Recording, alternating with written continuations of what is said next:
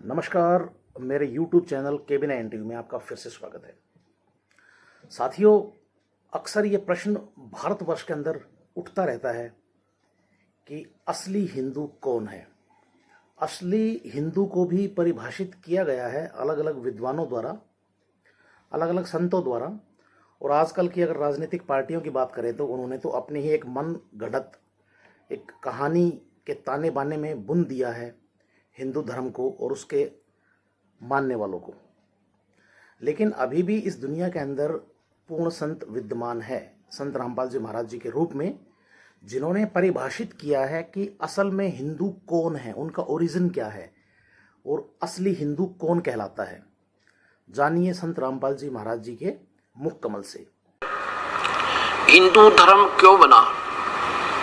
हिंदू धर्म यूं बना कि आर्य लोगों में महाभारत के बाद त्रुटि आ गई, क्योंकि ना जाने कितने दुनिया मर गई थी। 18 करोड़ तो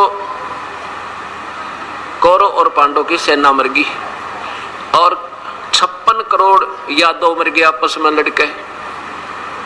अब हिसाब लाओ, अरबों की आबादी विनाश हुई और फिर उनसे संबंधित जो रिश्तेदार थे वो विचलित हुए। प्राकृतिक आपदाएं आई जिसके कारण नास्तिकता की तरफ आर्य लोग चल पड़े। फिर उस समय जैसी समझ में आई, जिन महापुरुषों ने इस समाज को फिर सोच बनाने की चेष्टा की। और हिंदू का अर्थ होता जो बीड़ी शराब मांस तंबाकू जिंदगी भर नहीं छुए और कीड़ी की भी हत्या ना करे, किसी की आत्मा काल नहीं करे, बहन बेटी को बुरी नजर से ना देखे, किसी की जेब ना काटे, मिलावट ना करे, उसका नाम हिंदू होता है। आने वाले समय में इन मनमुखी जो बाद के संतों ने अपनी रोजी रोटी का ऊपर इस मजहब को इतना परेशान कर दिया। कभी कहते हैं तूने इधर पेशाब कर दिया इसलिए हानि होगी, कभी कहता है इधर मुंह करके पहला कदम रख दिया इसलिए तुझे नुकसान हो गया, यानी इतना बांध दिया इसको। इसके बाद इसमें त्रुटियां आ गई। उसके बाद क्या होता है कि बाबा आदम का जन्म हुआ। बाबा आदम कौन थे? ये ब्रह्मा जी के लोक से आई हुई एक पुण्यात्मा थी। और ये कौन थी? ये राजा ऋषभदेव जी हुए हैं, जिनसे जैन धर्म प्रारंभ हुआ। ये ऋषभदेव जी की आत्मा बाबा आदम हुए, क्योंकि हमारे संस्कार एक दूसरे में रले मिले हैं। हम पहले अलग नहीं थे।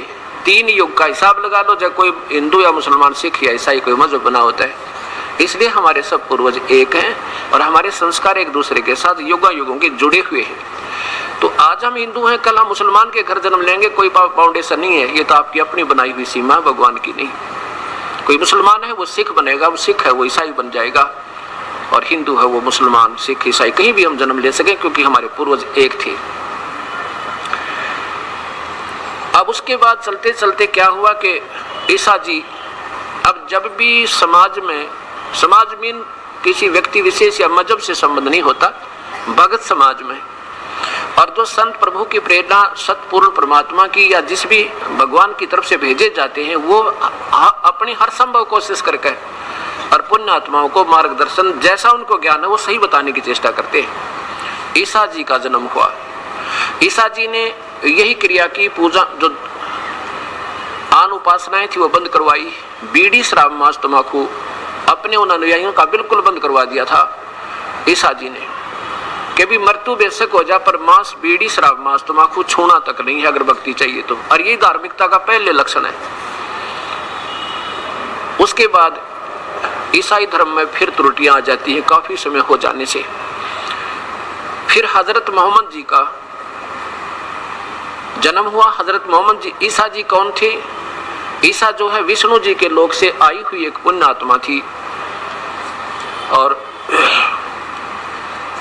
अब क्या होता है कि हम युगों के ऋषि रहे हो, आप आज के नहीं है, और वो हमारे पुण्य संस्कार आज भी विद्यमान है और पाप भी है।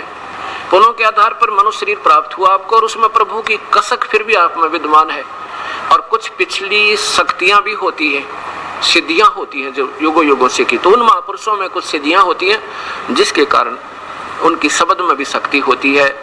आम व्यक्ति से उसका अलग से कुछ विलक्षण लक्षण भी होते हैं। हजरत ईसा जी जो हैं ये विष्णु जी के लोक से आए हुए, और मूसा जी ये भी विष्णु लोक से आई हुई आत्माएं थी, गण थे।